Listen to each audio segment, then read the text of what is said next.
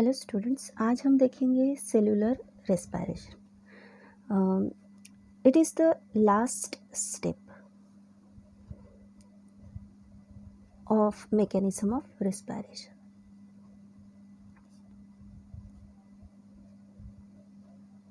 तो ये mechanism of respiration की लास्ट स्टेप है, ठीक है, which takes place inside the cell.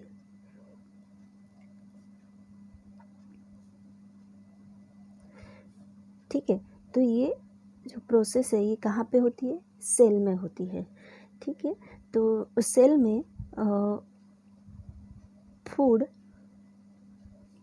Oxidised होता है, where the food is oxidised. ठीक है, तो ऑक्सीडाइज होना फूड मतलब क्या? तो जैसे कि कार्बोहाइड्रेट है,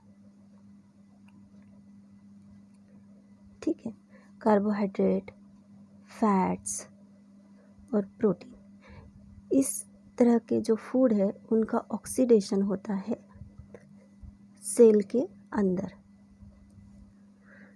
एंड इस प्रोसेस से एटीपी जनरेट होती है। एटीपी मतलब adenosine triphosphate.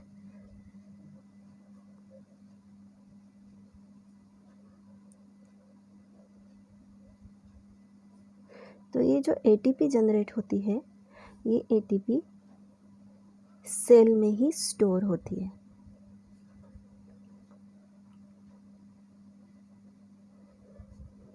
It is stored in cell.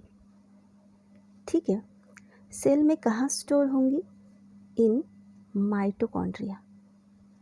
और जब भी हमें ज़रूरत पड़ती है हम इस माइटोकॉन्ड्रिया से इस एनर्जी का यूज़ कर सकते हैं। समझ में आ गया? ठीक है, तो सेलुलर रेस्पिरेशन दो स्टेप में हम लोग बता सकते हैं। There are 2 steps of cellular respiration. Number 1 है ऑक्सीडेशन एंड नंबर 2 फॉस्फोराइलेशन।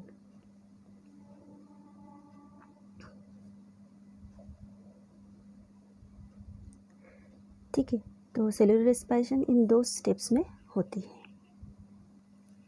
तो सबसे पहले हम देखते हैं ऑक्सीडेशन। ऑक्सीडेशन का मतलब है breaking down of complex organic food या मॉलिक्यूल बोलेंगे। ठीक है, अब ऑर्गेनिक फूड मतलब क्या? Carbohydrate, fats, proteins. ठीक है, ये ऑर्गेनिक फूड है। तो इन ऑर्गेनिक फूड या मॉलिक्यूल का ब्रेकिंग होता है into simple inorganic molecule. Inorganic molecule, that is CO2 and H2O. ठीक है, और साथ ही इसके साथ ही एनर्जी रिलीज होती है with the release of energy, तो दैट इज़ द ऑक्सीडेशन। तो अभी क्या होगा देखिए, यहाँ पे ये कॉम्प्लेक्स ऑर्गेनिक मॉलिक्यूल है कार्बोहाइड्रेट, मतलब ये ग्लूकोज का फॉर्मूला है। ग्लूकोज का ऑक्सीडेशन हो रहा है ना, ऑक्सीजन, ग्लूकोज का ऑक्सीडेशन हो रहा है। तो यहाँ पे क्या होता है कि इस ग्लूकोज मॉलिक्यूल का ब्रेक डाउन होता है। तो ग्लूकोज मॉलिक्यूल क्या है? कॉम्प्लेक्स ऑर्गेनिक मॉलिक्यूल है। It break down into simple inorganic molecules. ये जो CO2 और H2 है, these are the simple inorganic molecules हैं। और साथ ही यहाँ पे 686 किलो कैलोरी एनर्जी रिलीज होती है in the form of ATP। तो ये ATP के फॉर्म में रिलीज होती है। तो समझ में आ गया कि ऑक्सीडेशन क्या होता है और ये कहाँ पे हो रहा है, इनसाइड द सेल। हम लोग देख रहे हैं सेल्यूलर रेस्पायरेशन, ठीक है। Breaking down of complex organic molecule into simple inorganic molecule with the release of energy, ठीक है। तो इस तरह से ऑक्सीडेशन कंप्लीट होता है और एनर्जी रिलीज होती है। समझ में आ गया। तो ये हो गया हमारा पहली स्टेप सेल्यूलर रेस्पायरेशन की। इसके बाद में हम देखेंगे फॉस्फोराइलेशन। तो फॉस्फोराइलेशन में क्या होता है, phosphorylation involves trapping of heat energy.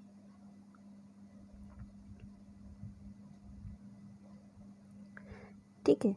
और जो हीट एनर्जी है ना, ये 40% जो टोटल एनर्जी मिलती है उसकी 40% एनर्जी ट्रैप की जाती है और it is in the form of high energy bond.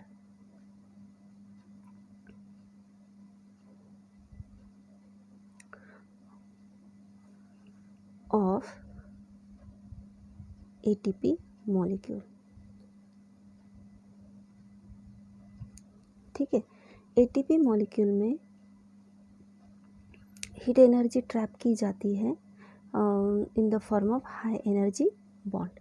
तो ये हाई एनर्जी बॉन्ड क्या होता है, जैसे कि फॉर एग्जांपल ADP मतलब एडिनोसिन डाई फॉस्फेट डाई, और ATP मतलब ट्राइफॉस्फेट, ठीक है। तो इस ADP में अगर एक इनऑर्गेनिक फॉस्फेट ऐड हो जाता है और साथ ही 7.3 किलो कैलोरी एनर्जी भी ऐड हो जाती है तो बनता है ATP मॉलिक्यूल, ठीक है ना। डाइफॉस्फेट ट्राइफॉस्फेट, ठीक है। डाई में एक इनऑर्गेनिक फॉस्फेट ऐड हो गया तो ये हो गया ATP। तो इसे हम कैसे दिखाएंगे, जैसे ये एक शुगर मॉलिक्यूल है और इसमें 2 इनऑर्गेनिक फॉस्फेट ऐड किए हुए हैं, तो ये हो गया ADP। इसे कहेंगे हम ADP। जब इसमें एक और इनऑर्गेनिक फॉस्फेट ऐड हो जाता है तो ये मोनोफॉस्फेट डाइफॉस्फेट ट्राइफॉस्फेट, और ये जो बॉन्ड होता है ना, ये वाला ये bond, it is the high energy bond.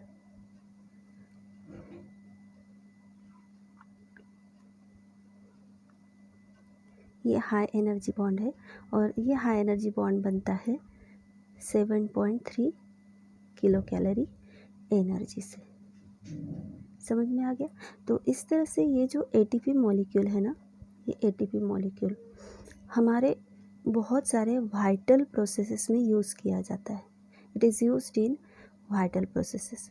अब वाइटल प्रोसेसेस मतलब क्या हो गया कि जैसे चलना फिरना उठना बैठना एक्सरसाइज करना और बहुत सारे वर्क करना, ये वाइटल प्रोसेसेस है, ठीक है ना।